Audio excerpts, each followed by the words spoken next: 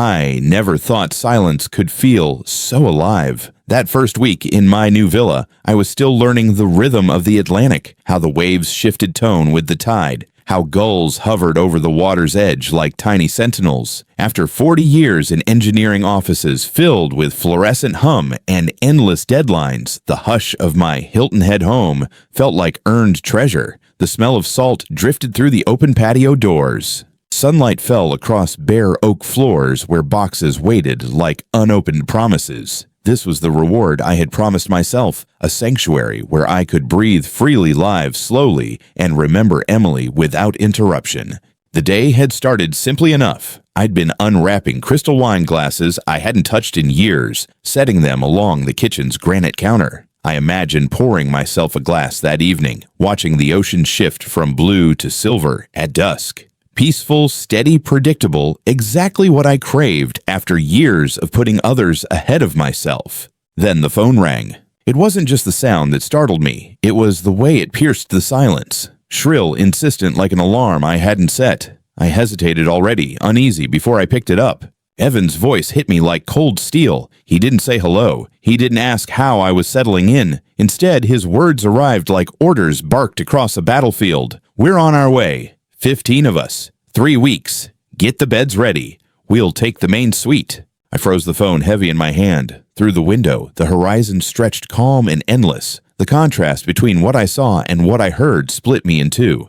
I tried to protest, tried to explain that I hadn't even finished unpacking, that this house wasn't ready for guests, let alone 15 of them. My words came out soft, careful, like offerings of reason. But reason had no place in Evan's world. He brushed my concerns aside as if I were an obstacle, not a person. His casual arrogance burned worse than his demands. It wasn't the first time he'd spoken to me this way. Over the years, I had come to recognize the pattern: ask, receive, dismiss, repeat. The amounts had grown larger with time, but the gratitude had grown smaller until it disappeared entirely. I thought of the MBA tuition I'd covered for him when his business just needed one more push. $46,000 gone with not even a thank you dinner. I thought of the mortgage down payment I had provided when his credit couldn't qualify. $62,000 more withdrawn from the account I had been building for my retirement. I thought of the countless smaller emergencies, repairs, medical bills, debts he swore were temporary. Each request had been framed as the last.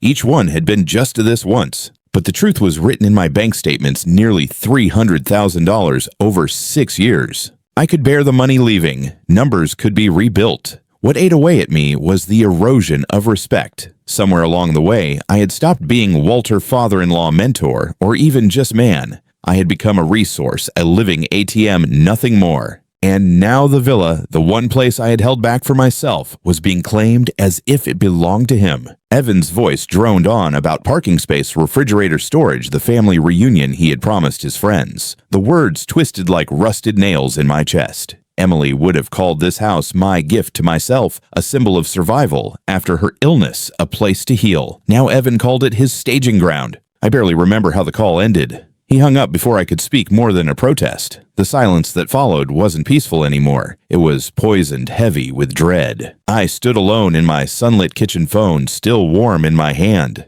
35 minutes. That was all I had before they would arrive. 15 people, 3 weeks. My hands trembled as I set the phone on the counter, the click of plastic against granite sounding louder than the ocean outside. I wandered to the mantel in the living room. Among the unpacked boxes and bare walls, one thing already stood in place: Emily's photograph. Her brown eyes looked at me from the silver frame, warm as ever, her smile patient and knowing. She had been gone 3 years, but the ache was still raw sharper when I thought about Evan.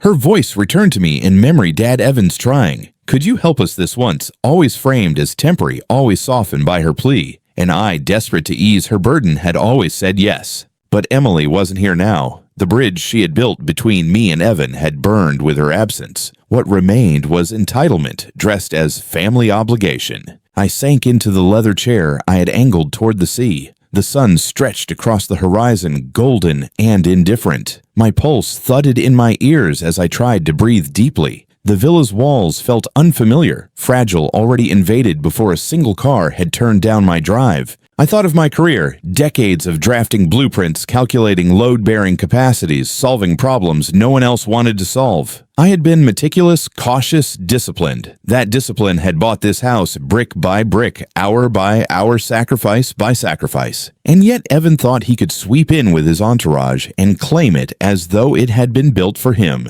The truth hit me in waves. I had allowed this pattern to grow. Each time I gave in, each time I wrote a check, or nodded through a demand, I had built the very entitlement, now knocking on my door. My hand traced the armrest of the chair, the leather smooth beneath my fingertips. My body trembled not from fear, but from a rising tide of something harder, sharper. Anger, yes, but also resolve. I looked again at Emily's picture. Her smile seemed to shift in the afternoon light, not mocking, not disappointed, but almost urging. She had asked me to be kind. She had not asked me to be a doormat. I stood slowly and crossed to the study, the room with the best ocean view. The oak desk gleamed beneath the sun, and on it sat the folder I had labeled Family Financials. I had kept it out of habit, every transfer noted, every check copied. For years, it had been my quiet record-keeping. Today, it felt like something more. It felt like armor. Through the wide windows, the private road stretched like a scar through the dunes. In the distance, a faint haze of dust was already visible. Engines carried on the wind. They were coming. My heart pounded, but my steps were steady as I closed the study door behind me. This was not going to be a family reunion. This was going to be a siege. And for the first time in 6 years, I was ready to defend myself. The sound of engines rose before I saw them. It wasn't the gentle hum of a single car on a Sunday drive. It was a caravan, a pack of vehicles moving together, their motors straining against the climb of the coastal road. Through the window of my study, the horizon that had felt endless yesterday was now filled with the dust of approach. My 35 minutes of warning had evaporated like sea mist. When the first SUV turned into my circular drive, my stomach clenched. Black paint glinted in the afternoon sun tires, crunching against the stone pavers I'd carefully chosen for their durability and beauty. Behind it followed a sedan, another SUV, and a pickup truck, weighed down with coolers and luggage piled so high it looked ready to topple. A fifth vehicle trailed behind, smaller, but no less loaded. The convoy looked less like family arriving for a visit and more like an invasion force rolling into conquered territory. Doors slammed in quick succession, echoing like gunfire against the villa's stone facade. Laughter spilled into the air, loud, careless, confident. They hadn't even stepped inside, and already the peace of this place was gone. Evan climbed out of the lead SUV first. Designer sunglasses hid his eyes, but I didn't need to see them to know the expression. I'd memorized that swagger years ago, the strut of a man who believed the world owed him not just space, but applause. He stretched, looked around as if surveying spoils of war, and then gestured grandly to the others. His kingdom, his prize, his announcement, look what we have claimed. Sierra followed, blonde hair whipping in the ocean breeze, phone already in her hand. She spoke into the camera as if to an audience I could not see. Her voice carried across the drive. You guys, look at this place. It's like a resort. She wasn't talking to me. She wasn't thanking me. She was performing for strangers on the internet. The back doors opened and more people spilled out, faces I half recognized from past obligations, others I had never seen before. Mike, one of Evan's old friends, whistled low when he saw the villa's glass walls glinting in the sun. A woman I couldn't name pulled out 2 enormous suitcases, dragging them across the stones like she was checking into a hotel. A child darted between cars, nearly tripping over a cooler before sprinting toward the pool deck as if it already belonged to him.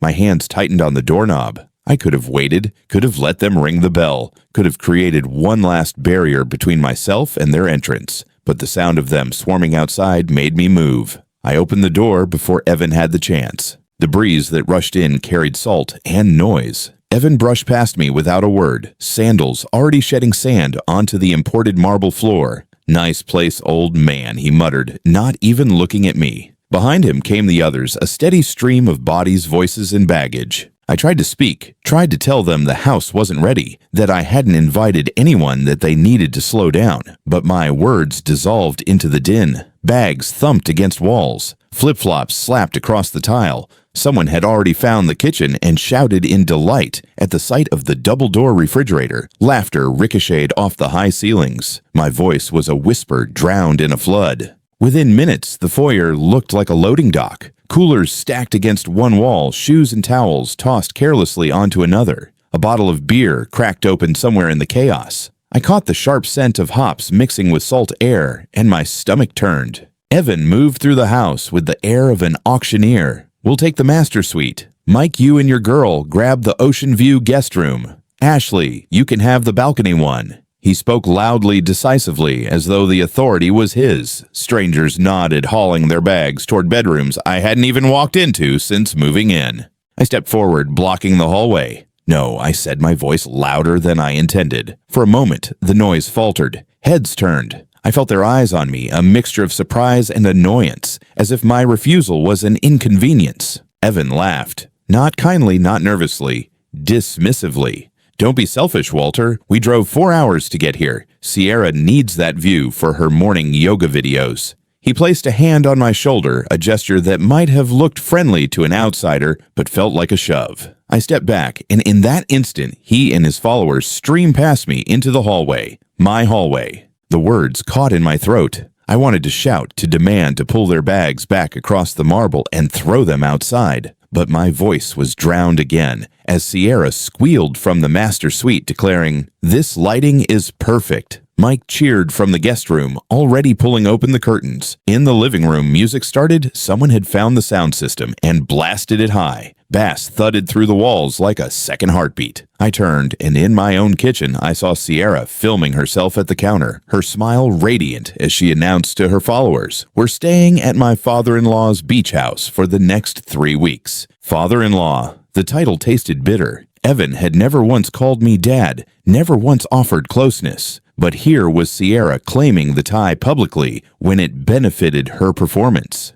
To her audience, I was a prop, a backdrop, a wealthy accessory to her brand. I walked slowly through the chaos, my shoes crunching against grains of sand already spread across the marble. I saw the pool deck through the glass wall, a child jumping in without supervision, dripping water onto the limestone I'd imported from Portugal. I saw towels draped across the leather sofa, condensation from beer bottles pooling on the oak coffee table. I saw my sanctuary transforming in minutes into a rental property for people who didn't know or care what it had cost me to earn it. The word trespassing flickered in my mind, not shouted but steady like a light turning on in a dark room. This wasn't family visiting. This wasn't generosity exchanged. This was intrusion, occupation. I walked back to the study, the one room still untouched, and closed the door. The bass dulled through the walls but didn't disappear. My hands shook as I placed Emily's photograph back on the desk. Her smile steadied me. I pulled out my phone and scrolled through the community's digital app.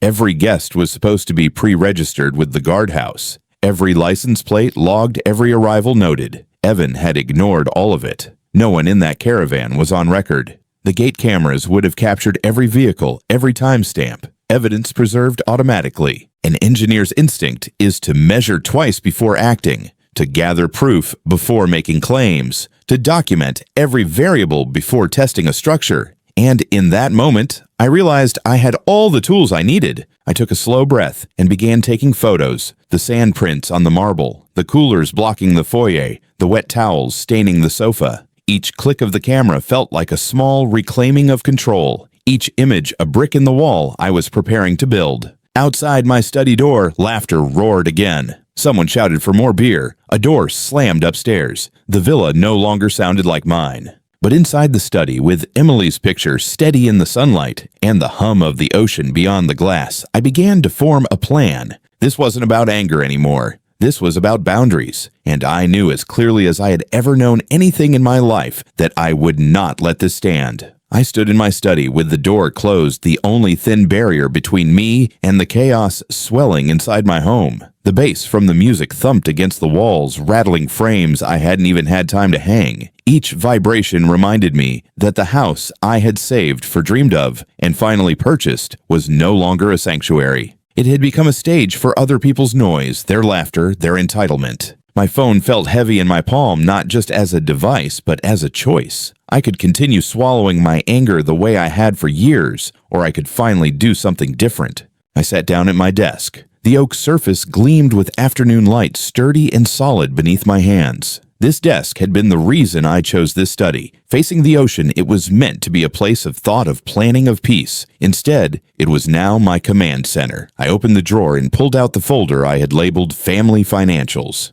For years, I had documented everything: transfers, checks, wire receipts, memos in the margins of bank statements. It was a habit from my engineering career. You never trusted memory when data was available. As I spread the pages across the desk, my eyes blurred at the numbers. $46,000 for Evan's MBA, $62,000 for the down payment on his first house, $30,000 for the wedding, more for emergencies, car repairs, taxes he'd forgotten to budget for, and then the largest sum of all, $85,000 for Emily's medical bills. That one I didn't regret, not for a second. But even then, Evan had turned the focus back on himself, complaining about how the stress was affecting his job performance. The total stared at me: $291,000. Enough to buy another house, enough to fund the peaceful retirement I had once imagined without anxiety. A roar of laughter shook the floorboards above me. The master suite, my bedroom, my sanctuary. I closed my eyes and breathed slowly, counting heartbeats the way Emily had taught me when her illness made nights unbearable. 1, 2, 3. The breaths steadied me enough to move. I picked up the phone and dialed. The number came easily. 911 wasn't something you forgot. The voice on the other end was calm, professional grounding. I explained everything clearly. I was the homeowner. 15 people had entered my home without permission. They had been asked to leave and had refused. No, I wasn't in physical danger yet, but the situation was escalating. "Can you verify that this is your legal residence, sir?" the operator asked. "Yes," I said. My voice sounded steadier than I felt. "Purchased last month. Title documents in my desk drawer. I can provide proof. Stay in a secure room until officers arrive. Estimated arrival time is 15 to 20 minutes. The click of her keyboard punctuated the air. It sounded like authority, like support. I thanked her, hung up, and exhaled. For the first time that day, I felt less alone. Outside the study door, footsteps moved, whispers too low and urgent. Someone had realized I was no longer in the living room. The door handle rattled once, twice, then stilled. Richard Evans' voice called too light, too jovial, as though he were speaking to a child. "Come on out, let's discuss this reasonably." My pulse pounded in my ears, but I didn't move. Reason had no place in this house anymore. I opened the community app on my phone. Guest passes were required for entry into the gated neighborhood. Every license plate was logged by cameras at the guardhouse. I scrolled through the day's records, not one of Evan's vehicles listed. A clear violation of HOA policy. Evidence. I took screenshots, making sure to capture the timestamps. I then opened my own camera roll. Photo after photo of wet towels staining the sofa, sandy footprints on the marble coolers blocking the foyer, beer bottles opened on the counter. Evidence, piece by piece, collected and stored. The rattling at the door grew louder, then stopped. Silence stretched, broken only by muffled music. They were regrouping, whispering, planning their next move. I stayed seated, my hands folded on the desk, waiting. Through the window, the ocean stretched calm and endless. Seagulls wheeled overhead, their cries sharp but free. I thought about freedom, the kind I'd imagined when I bought this place, the kind that had been stolen within minutes of their arrival. I thought about Emily, her voice telling me to be patient, to be kind. I had tried. For years I had tried, but patience had turned into silence, and kindness had been twisted into obligation. Not this time. A sudden pounding rattled the door, harder now, fists against wood. "Open up," Evan's voice was sharp. The mask of civility dropped. "This is family business, not a police matter." But it wasn't family business. Family doesn't invade. Family doesn't ignore no. Family doesn't threaten when boundaries are drawn. I leaned back in my chair, letting the pounding echo against the wood. Each strike was a reminder I had allowed this long enough. Minutes passed. My phone screen glowed. 11 minutes since I had called. 9 minutes until the estimate ran out. I counted each one, steady, controlled. The pounding stopped. Whispered voices returned sharper now, angrier. Someone suggested leaving before this got crazy, but Evan's voice cut through, laced with arrogance. He's bluffing. He doesn't have the backbone. Backbone. The word stung. For years, I had given them money, time, resources, patience, and yet, in Evan's eyes, I was spineless. The irony made my jaw clench so tightly I thought my teeth might crack. I opened my email and began typing to the HOA president, Patricia Wong. Subject line, urgent guest violation and trespassing incident. I attached the screenshots of unregistered vehicles, the photos of damage, and a brief, factual description of events. Engineers knew how to write reports clear, concise, evidence-based. As I hit send, I heard the distant wail of sirens cutting through the coastal air. They grew louder, closer, undeniable. My heart surged with something I hadn't felt in years relief. The whispers outside the door shifted to panic. Footsteps, scrambled voices overlapping. Some wanted to run. Others wanted to stay. Evan tried to sound confident, but even his tone cracked under the weight of approaching authority. The sirens swelled, filled the air, then silenced abruptly outside. A heavy knock thundered at the front door, not the casual tap of a visitor, but the firm insistence of law enforcement. I unlocked my study door and stepped out into the hallway. The group scattered like startled birds, suddenly unsure of their place in a home they had claimed only minutes before. Evan stood frozen, jaw-tight, sunglasses still on, though the light was fading. The knock came again, followed by a voice of command. "Sheriff's office, open up." I walked past Evan, past the coolers, past the sandy footprints, and opened my front door. 2 officers stood on the threshold, uniforms, crisp eyes steady. Behind them, patrol lights pulsed red and blue across the driveway, washing over the vehicles that had brought my chaos. "Yes," I said, my voice steady now. "I'm the homeowner who called." And for the first time that day, I felt the ground solid beneath me. The sight of those uniforms on my doorstep cut through the chaos like a blade. For hours, I had felt outnumbered, diminished in my own home. But now, authority stood in front of me, calm, steady, unshaken by noise or entitlement. "I'm Walter Hayes," I told them. My voice carried stronger than I expected. "This is my home. These people arrived without permission and have refused to leave." The older officer, graying temples, sharp eyes, nodded once. The younger woman beside him scanned the foyer with quick precision, taking in the crowd, the luggage, the bottles, the sand. The evidence spoke louder than I ever could.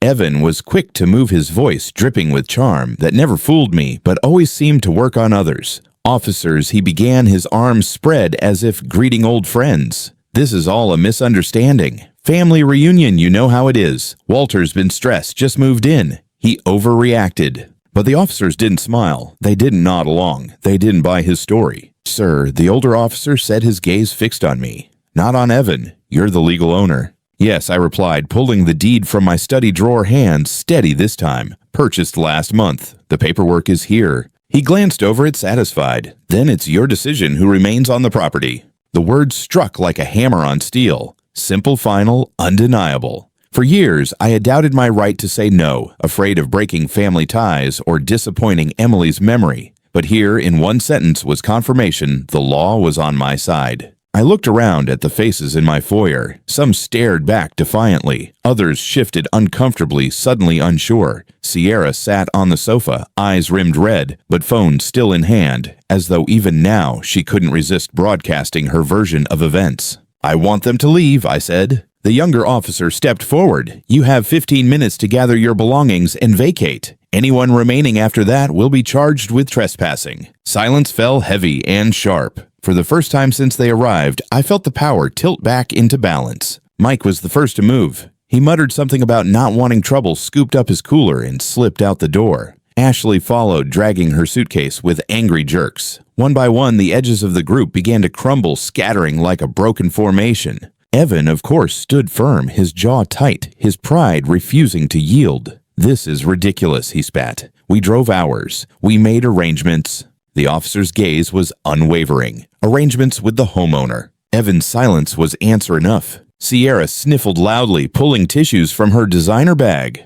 "Walter," she whimpered, "we just wanted to spend time together. Is that such a crime?" Her voice trembled, her eyes glistened, but I saw the performance for what it was. I had seen enough crocodile tears in the past to know the script. The younger officer's tone was cool, professional. "Ma'am, emotional appeals don't override property rights. You need to pack your things." The foyer transformed into a flurry of motion. Suitcases, unzipped bottles clinked back into coolers. Towels were yanked from furniture, but their retreat was not quiet. Complaints filled the air. Accusations that I was selfish, bitter, ungrateful. Someone muttered that I'd forgotten the meaning of family. Another scoffed that Emily would be ashamed of me. Those words cut deepest. Emily's name dragged into this moment as a weapon, but instead of breaking me, it hardened something inside. Emily had asked me to be kind, yes, but she had never asked me to be abused. She would have wanted peace for me, not a house full of strangers trampling boundaries. Evan was the last to pack. His movements were sharp, each zipper tugged with unnecessary force, each item slammed into the suitcase like a protest. When he finally turned toward the door, he paused, his sunglasses hiding his eyes but not his contempt.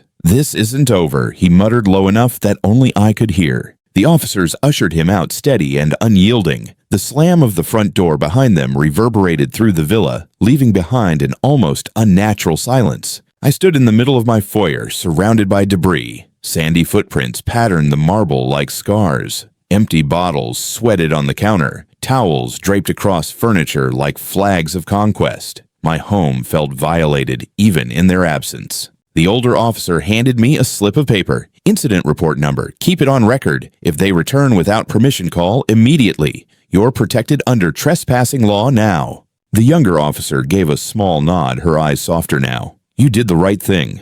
Their words grounded me steadier than my own thoughts could have. For the first time in years, I felt validated not just by law, but by the presence of authority that refused to be swayed by charm or performance. When they left, patrol lights fading into the dusk, I locked the door behind them. The deadbolt clicked with finality, and I leaned against the wood, exhaling a breath I hadn't realized I was holding. The house was quiet again, but not peaceful. The silence was heavy, filled with echoes of what had just happened. My eyes swept the space like a crime scene investigator cataloging the evidence of intrusion. Foundation smeared across the bathroom vanity. Fingerprints smudged on the refrigerator, my leather chair slightly askew from someone's careless shove. I picked up Emily's photo from the mantel. The glass was cracked, likely knocked over in the chaos. Her smile shone through regardless, warm and unbroken, and I felt tears prick my eyes. "I'm sorry, sweetheart," I whispered, though no one could hear. "I should have done this sooner." I carried the frame back to my study, set it gently on the desk, and began taking more photos. Each stain, each footprint, each displaced item evidence preserved. An engineer didn't just respond to problems, he documented them, analyzed them, prepared solutions. By the time I finished, night had settled across the island. The waves rolled steadily beyond the glass, eternal and indifferent. My phone buzzed with notifications, missed calls, messages, alerts from social media.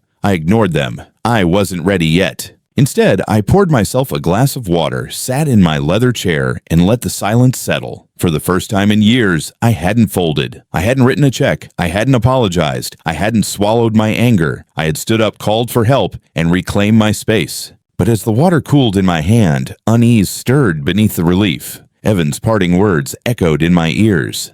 "This isn't over." And I knew with a clarity that chilled me more than the ocean breeze that he meant it. The morning after the storm inside my villa, I woke to the hollow silence of an empty house. The kind of silence that should have been soothing, but instead felt brittle like glass ready to shatter. I brewed coffee, hoping the familiar smell would anchor me, but when I reached for my phone, the screen lit up with a flood of notifications. Dozens of missed calls, more than 60 new text messages, alerts from Facebook, Instagram, even emails from old colleagues. My chest tightened. Nothing good ever comes with that many alerts before sunrise. I opened Facebook first, and there it was, pinned at the top of my feed, Evan's post. "My father-in-law kicked his own family out of his house yesterday," it read. "He even called the police on us like we were criminals. Money really does change people. My late wife, Emily, would be heartbroken to see what her father has become. We just wanted to spend time with him at his new beach house, but apparently we're not worthy anymore. Please keep us in your prayers during this difficult time." The words hit like a punch to the ribs. He had used Emily's name, my daughter's memory, as a shield for his lies, and he had framed me as the villain, cold and greedy, abandoning family for wealth. Scrolling down, the comments blurred together in a storm of judgment. Heartbreaking. Money corrupts. Poor Sierra, she deserves better treatment. Prayers for you, Evan. Stay strong.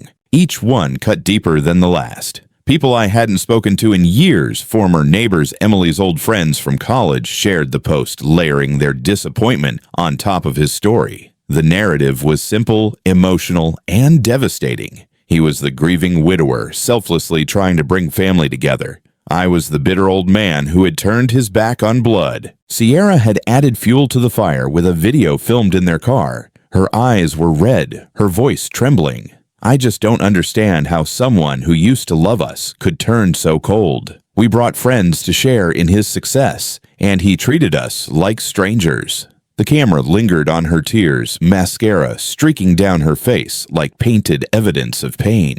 The comments under her video swelled with sympathy. Hearts, prayers, and outrage against me filled the feed. No mention of 15 uninvited guests, no mention of trespassing or police intervention, just their carefully crafted image victims abandoned by a man too rich to care. I tried to reply, my fingers clumsy against the screen. I typed, "This is one-sided. Evan brought 15 people to my home without invitation or permission. When asked to leave, they refused. I had every right." But my words looked defensive small against the tide of emotion he had unleashed. Within minutes, replies stacked beneath my comment. Classic gaslighting. 15 people. Sounds exaggerated. Even if true, you don't call cops on family. I deleted the comment, not because it wasn't true, but because truth didn't matter in the arena Evan had chosen. Social media rewarded tears, not facts. Emotion spread faster than evidence. I set the phone down, my hands trembling. I walked to the window, staring out at the Atlantic, trying to calm the storm inside me. The waves crashed rhythmically, indifferent to the lies swirling online. For a moment, I envied them their distance. But then something shifted. Beneath the anger and the hurt, the engineer in me stirred. Every problem had a solution, but only if you approached it methodically. Evan's story was flimsy, built on manipulation, and flimsy structures collapsed under pressure when the right evidence was applied. I returned to my study, sat at the desk, and opened the folder I had labeled Family Financials. Pages spilled out across the oak surface, bank transfers, canceled checks, wire receipts. Each one a record of generosity reframed as obligation. MBA tuition, $46,000. Wedding expenses, $28,000. Mortgage down payment, $62,000. Emergency loans, car repairs, credit card bailouts. And, of course, Emily's medical bills, $85,000 I would never regret spending. Line by line, the pattern emerged. 6 years of systematic support. $291,000 documented and undeniable. I opened my laptop and began building a spreadsheet. Date, amount, purpose. A timeline of every bailout. I matched them against Evan's public posts, screenshotted from years back, complaints about poverty, about struggling, about needing just one more handout. One entry stood out. March 2019, Evan had posted, "We can't catch a break. Car broke down again, bills piling up. Don't know how much longer we can do this." That same week, my bank statement showed a transfer of $6,000 to cover his repairs. Another July 2020, his post read, "Wish we could celebrate Sierra's birthday properly, but money's tight." Yet 2 days earlier, I had sent them $3,000 with the memo line birthday dinner. Each contradiction was a crack in the story he now peddled online. He had built a house of lies, and I was holding the wrecking ball of truth. The more I organized, the calmer I felt. My heartbeat slowed, my breathing steadied. Anger was still there, but it was cooling into something sharper, resolve. When the spreadsheet was complete, I opened my phone again. New comments flooded Evan's post. Some were harsher now. How could a man do this to his son-in-law? Shameful. Emily would be disgusted. The last one stopped me cold. Emily's memory had become his weapon. He was dragging her name through mud to paint himself pure. That more than the lies about me hardened my decision. This wouldn't be fought in the comments section. It wouldn't be decided by hearts and emojis. It would be decided by evidence presented methodically, like any problem worth solving. I called Howard Levin, my attorney since Emily's passing. We had worked together on estate planning trust accounts, and now it seemed something heavier. When he answered, I explained everything. My voice steady, though my hands trembled. He listened quietly, then asked the question that mattered most. "Do you have documentation?" "Yes," I said, glancing at the stacks of paper across my desk. Every dollar, every transfer, 6 years' worth. There was a pause, then his voice sharp and certain. "Good. That changes everything." By the time I ended the call, the fear that had shadowed me all morning had shifted. Evan had the algorithm on his side, yes. He had sympathy and shares and comments, but I had something stronger. I had evidence. By Sunday morning, the house still smelled faintly of them beer lingering in the kitchen drains, perfume on the living room cushions, chlorine on the towels they had abandoned. I opened the windows wide to let in the sea air, hoping the ocean could wash away what soap and water could not. But the house wasn't the only thing stained. My reputation now carried the reek of Evan's lies, and no breeze could clear that away. I poured coffee and returned to my study where the oak desk was covered with evidence. The folder I had pulled in desperation yesterday now spread across the surface like an engineer's blueprint, every line and figure revealing a story of erosion. Not erosion of stone or steel, but of respect $1 at a time. Howard, my attorney, had been clear on the phone. Documentation is power. His voice still rang in my ears. In the world of law, memory was fragile stories, malleable. But bank statements, notarized transfers, receipts, those were steel beams. You could build a fortress from them if you arranged them carefully. I began arranging the papers into chronological order. The early years when requests were framed as opportunities. MBA tuition will set me on a path to stability. Then the house down payment cloaked in promises of repayment once his career flourished. The wedding called an investment in a future family. Each one had come with words that softened the blow, but the numbers on the page told the truth. Every investment had dissolved into silence. By midday, the desk looked less like a collection of papers and more like a case file. I created a spreadsheet that tallied not just the amounts, but the timing of Evan's pleas cross-referenced against his social media posts. On one page, a bank transfer of $12,000. On another, a post from the same week complaining of being abandoned by family. The contradictions piled up like bricks. But the financials were only one layer. I needed more. Evidence of their trespassing. Evidence that my refusal had been clear. Evidence that their invasion wasn't a misunderstanding, but a violation. I opened the email Patricia Wong, the HOA president, had sent overnight. Attached were the gatehouse logs for the day of the invasion. Not one of Evan's vehicles registered. Not one guest pass issued. But the cameras had captured everything, 5 vehicles in a row, timestamps marking their entry license plates clear in the images. Patricia's message was concise but supportive. Walter, this is a violation of community bylaws. We are filing a formal report. You may request access to the footage for legal purposes. Please let me know if you'd like me to testify. I exhaled slowly, gratitude warming the edges of my chest. The HOA, often seen as nosy or meddlesome, was in this case a shield. Their records were impartial, automatic, undeniable. Scrolling further, I found another surprise. A neighbor had forwarded a screenshot from a short-term rental site. Oceanfront 6BR 3 weeks only private pool beach access. The host's name was Evans. The photos looked familiar because they were mine, pulled from the real estate listing before I had closed on the house. He had been planning not just to occupy my home, but to profit from it. Rent my villa to strangers while I sat in the shadows of my own life. The audacity made my hands shake, not with fear, but with rage. And yet beneath the rage, there was clarity. This wasn't just selfishness anymore. This was attempted conversion, an effort to take what wasn't his and make it income.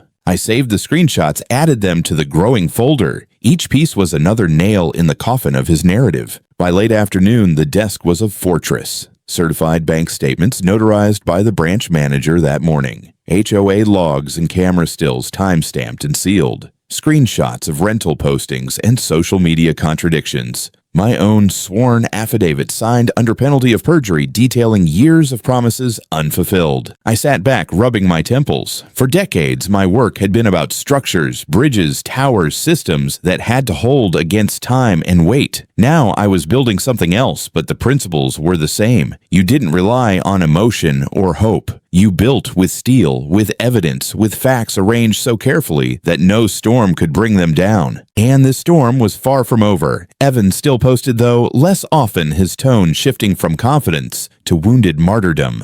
Family doesn't turn their back, like this one update read. Another all we wanted was love, not money. Each one collected hundreds of likes, thousands of sympathetic comments. The algorithm was his army. But armies falter against stone walls, and I was stacking each document into a wall he could not scale. That evening, I drove into town to meet Howard in person. His office, lined with law books and the smell of leather, felt like a command center of its own. He spread my papers across his table, his eyes scanning quickly, his mouth tightening in approval. "Walter, most family disputes collapse in court because no one keeps records," he said. "But this..." He tapped the spreadsheet with his pen. "This is ironclad. You've not only documented every transfer, you've mapped it against his public lies. That's devastating in front of a judge." He leaned back thoughtful. "We'll file under unjust enrichment, possibly elder financial abuse, and tack on defamation for his posts. And this rental listing, that's attempted fraud. Judges don't look kindly on people trying to profit off property they don't own. For the first time in days, I felt my shoulders loosen. The battle wasn't just emotional anymore. It had become procedural, legal structured, a terrain I could fight on because I knew how to build on firm ground. When I returned home, the villa glowed softly in the evening light. The chaos had been scrubbed away, but the memory lingered like shadows in corners. I walked room to room, straightening a chair here, polishing a table there, reclaiming my space not just physically, but emotionally. Emily's photo rested on the desk, the crack in its glass catching the lamplight. I touched it gently, whispering into the quiet. You always ask me to be kind, but kindness without boundaries isn't kindness, it's surrender. I won't surrender anymore.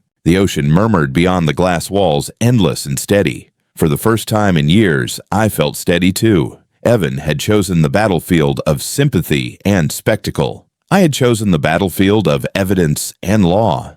And I knew which one endured.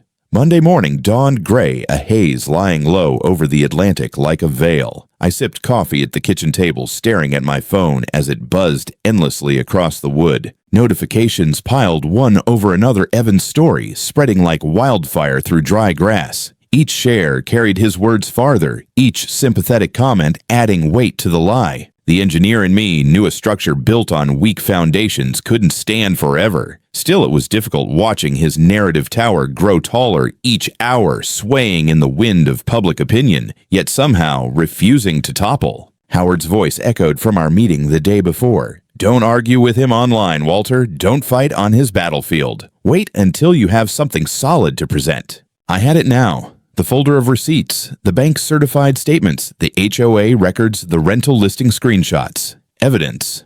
It wouldn't sparkle like Sierra's tears on camera, but it had weight. And weight brought structures down. At 9 o'clock sharp, I opened Facebook and began typing. Not in anger, not in defense, but with the steady tone of someone laying out blueprints. I've seen posts circulating about my decision this weekend. Here are the documented facts. I attached a spreadsheet screenshot columns of dates, amounts, and purposes. $46,000 for tuition, $62,000 for a down payment, $30,000 for a wedding. Transfers for car repairs, medical bills, tax emergencies, $291,000 in total over 6 years. These funds were provided during difficult times, I wrote, but recent events have made it clear the support was taken for granted and boundaries were ignored. On Saturday, 15 uninvited guests entered my home without permission and refused to leave. Law enforcement confirmed my rights as a homeowner. I am pursuing legal recovery through proper channels and addressing false statements in court. Thank you for understanding. I read the post 3 times before pressing publish. My finger hovered over the button longer than it should have. Once posted, there would be no taking it back. But hesitation had been my weakness for years. I pressed. The words went live. Almost instantly, the comments began. At first, they were cautious, uncertain. Wait, what? This doesn't match what Evan said. Then, as people looked closer at the figures, the tone shifted. Why didn't Evan mention this? These amounts are serious. That's not just help, that's support. Walter, I had no idea. You were incredibly generous. Within an hour, the tide had begun to turn. Friends of mine, colleagues from my career, even Emily's old professors commented with support. I can vouch for Walter's integrity, one wrote. Another facts matter. Thank you for sharing.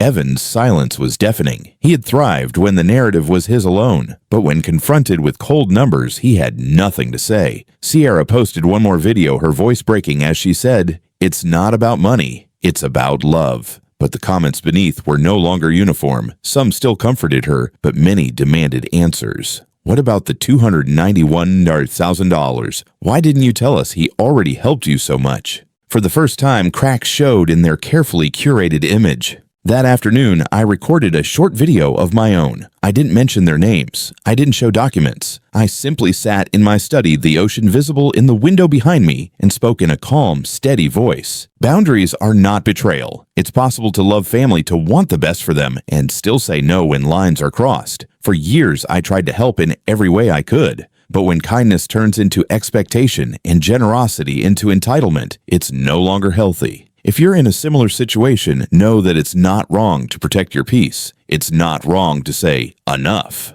I kept it under 2 minutes, uploaded it to my page, sat back and waited. The responses surprised me. Not only support, but gratitude. Messages poured in from strangers who recognized themselves in my words. Thank you for saying this. I thought I was the only one. My son does the same thing, always asking, never thanking. Hearing you put it into words helps me feel less guilty.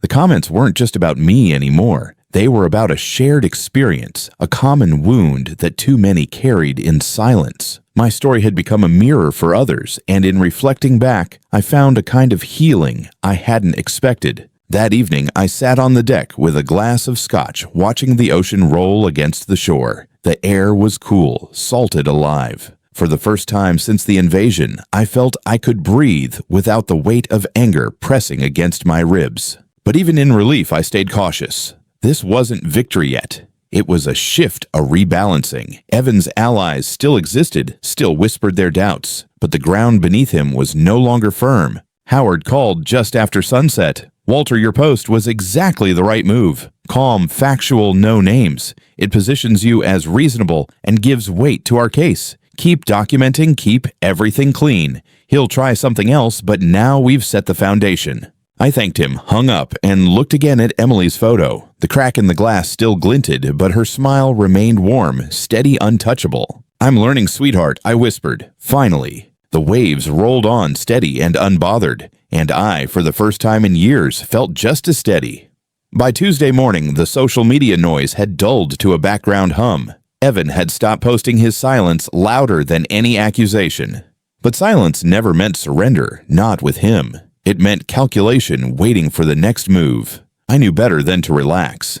Howard's office smelled faintly of leather and old paper when I arrived. The walls were lined with law book spines worn from years of battles I imagined were not so different from mine. He greeted me with a firm handshake, and together we spread my folder across the long conference table. This, he said, tapping the stack of bank-certified statements, is a fortress. Judges don't see this kind of documentation in family disputes. Most people rely on memory on vague promises, but you've kept receipts for every cent. That alone gives us the upper hand. I nodded, though my chest still felt heavy. Documentation doesn't erase the lies he's told. Half the town thinks I abandoned him. Howard adjusted his glasses, eyes steady. Public opinion shifts quickly when evidence is introduced in court. Remember, comments can be deleted, sympathy can fade, but judgments are written into record. That's where we'll win.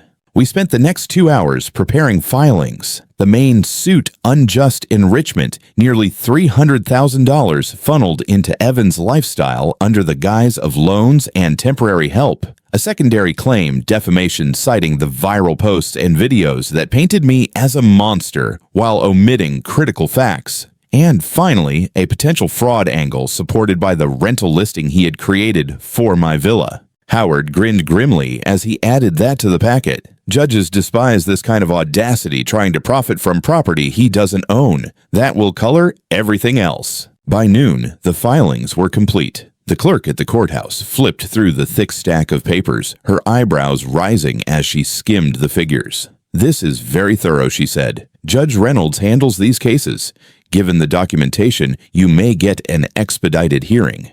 Walking out of the courthouse, the weight on my shoulders felt slightly lighter, not gone but managed. Like a bridge I'd calculated carefully designed to hold against the load. I wasn't fighting in shadows anymore. The matter was in the open, structured, undeniable. That evening, I sat at the kitchen table, watching the glow of my laptop screen. Evan's page was quiet, his followers restless, asking for updates he didn't give. Sierra had posted a vague story about haters spreading lies, but even her comments showed cracks. What about the $291,000? Why not explain instead of deflect? The tide had turned, and though not everyone saw it yet, I could feel the shift. Still, the war wasn't won. He would retaliate, he always did. And so I kept preparing. I organized additional witness list neighbors who had seen the convoy arrive, the HOA president ready to testify about guest pass violations, even the guardhouse attendant willing to confirm the vehicles had bypassed registration. Every piece of testimony was another bolt securing the frame of my case.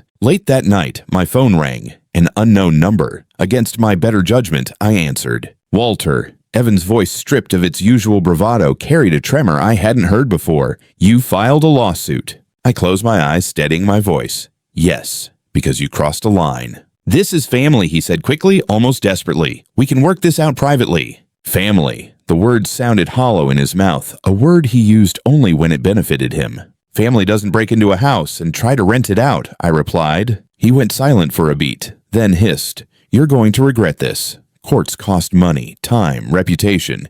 You'll come out looking worse." But I'd spent years solving problems more complex than his threats. Bridges, tower systems that held against storms. His intimidation was weather loud, but temporary. "I'll let the judge decide," I said, and hung up. The next morning, Howard called with an update. Process server delivered the papers last night. He was blindsided. There was a note of satisfaction in his voice. His attorney already reached out. "They're panicking."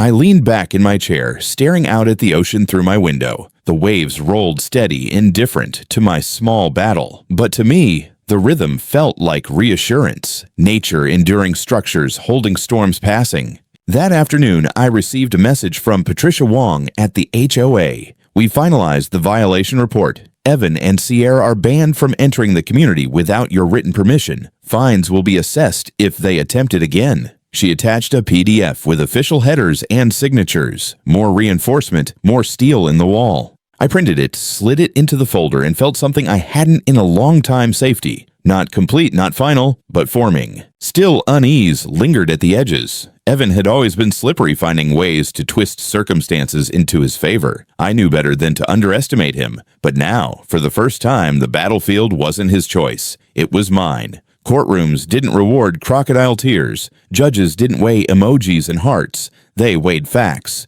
That night, I poured a glass of scotch and carried it to the deck. The Atlantic stretched black under the stars' waves whispering against the shore. I raised the glass toward Emily's photograph, the cracked glass catching moonlight. "I think you'd be proud," I murmured, not for the fight, but for finally standing firm.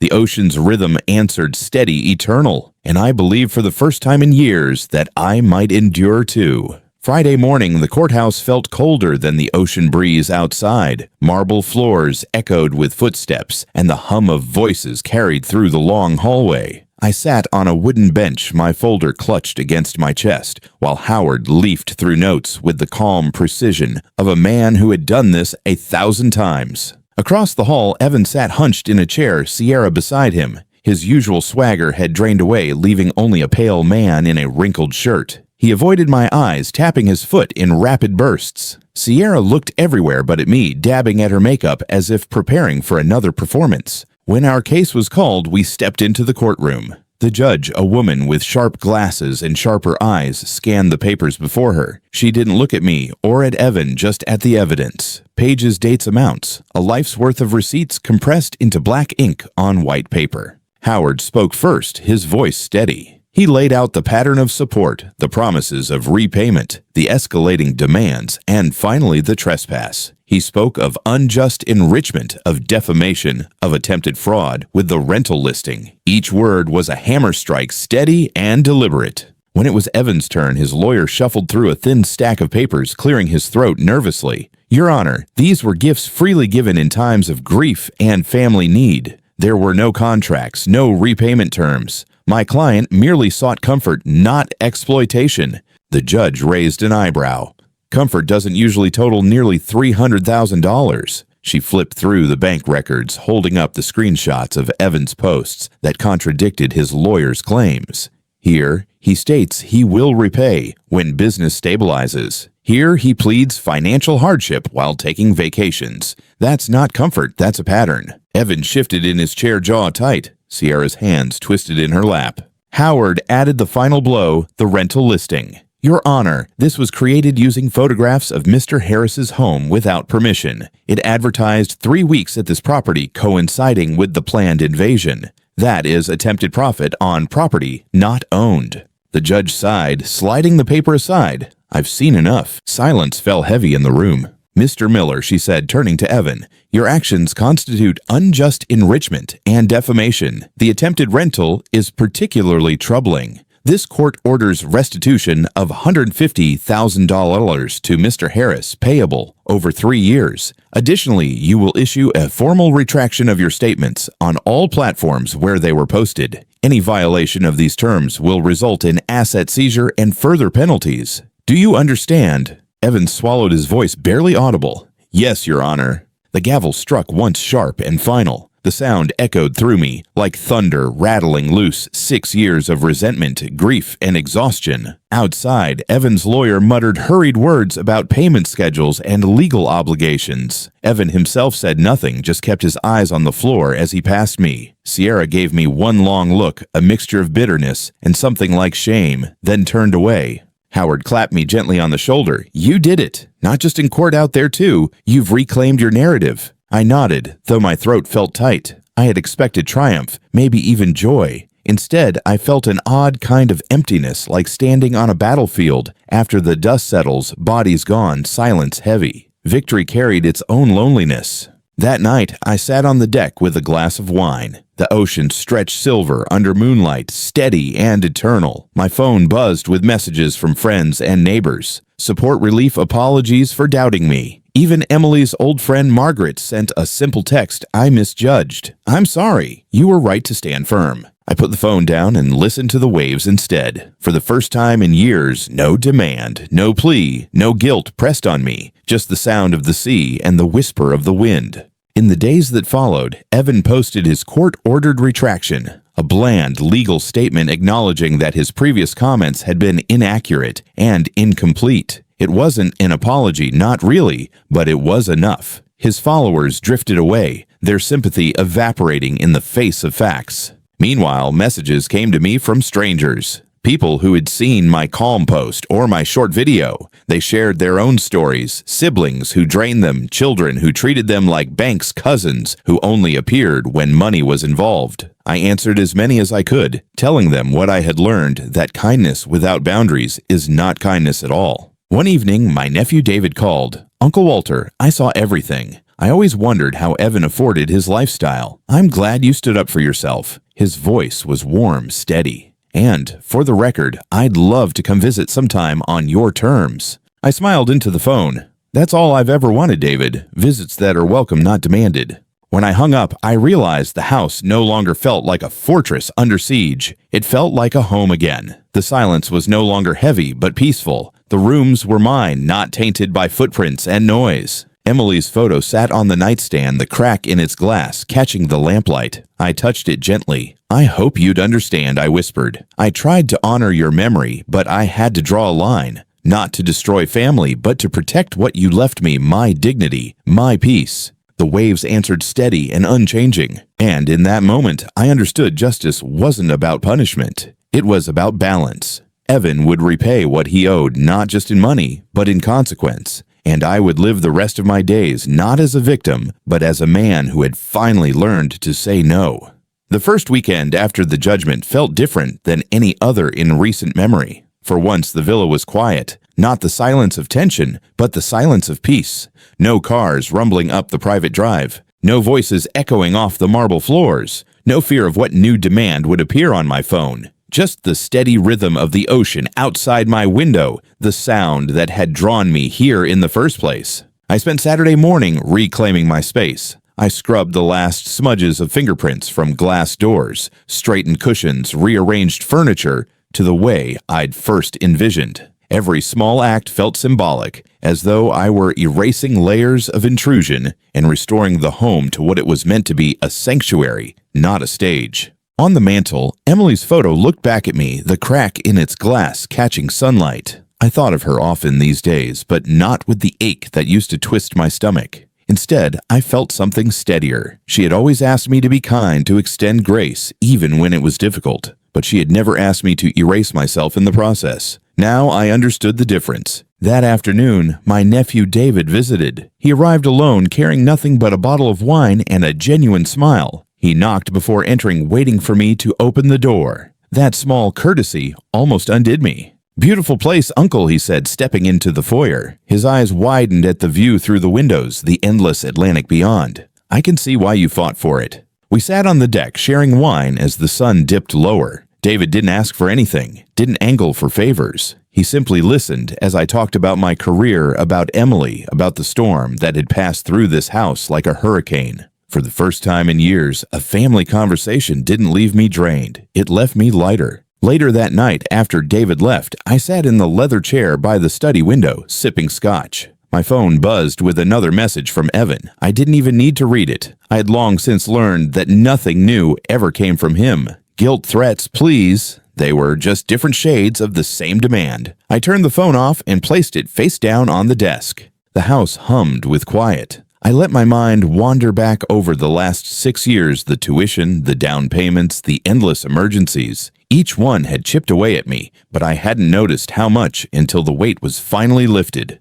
I realized then that peace wasn't something you bought with money or earned after years of work. Peace was something you protected, and boundaries were its walls. Sunday morning, I walked along the beach. The sand was cool under my feet, the tide rolling in and out with patient rhythm. A few gulls wheeled overhead, their cries sharp against the sky. For the first time, I felt no pressure in my chest, no restless fear of the next call, the next ask, the next crisis. I thought of Evan, then of Sierra, of their endless hunger. The court had forced restitution, yes, but the real debt wasn't financial. It was spiritual, moral, a debt of respect they had never paid. Whether they learned from this or not was no longer my concern. I had finally learned to step out of their cycle. Back at the villa, I brewed coffee and opened the windows wide. The sea air filled the rooms, carrying away the last remnants of invasion. I walked through each space slowly, almost reverently, as if blessing the house anew. In the kitchen, I placed a fresh bouquet of lilies on the counter. In the guest room, I folded crisp linens not for freeloaders but for future visitors who asked, not demanded. By afternoon, I sat at my desk and began writing not posts or defenses, but reflections. I wrote about generosity, about boundaries, about the quiet courage it takes to say no. I didn't know yet whether I'd share them publicly, but the act of writing itself felt cleansing. That evening, as the sun sank into the horizon, I poured a final glass of wine and carried it to the deck. The sky burned orange and purple, the waves catching light like shards of glass. I raised the glass toward Emily's photo, which I had brought with me. I did it, I whispered. I learned where kindness ends and self-respect begins. I think you'd be proud. For the first time in years, I felt no doubt in that. The grief was still there, of course it always would be, but it had softened into something gentler, something I could carry without breaking. The ocean roared and whispered all at once, eternal and unbothered. I leaned back in my chair, letting the salt air wash over me. The villa was mine. The peace was mine. My life, finally, was mine. And that was enough.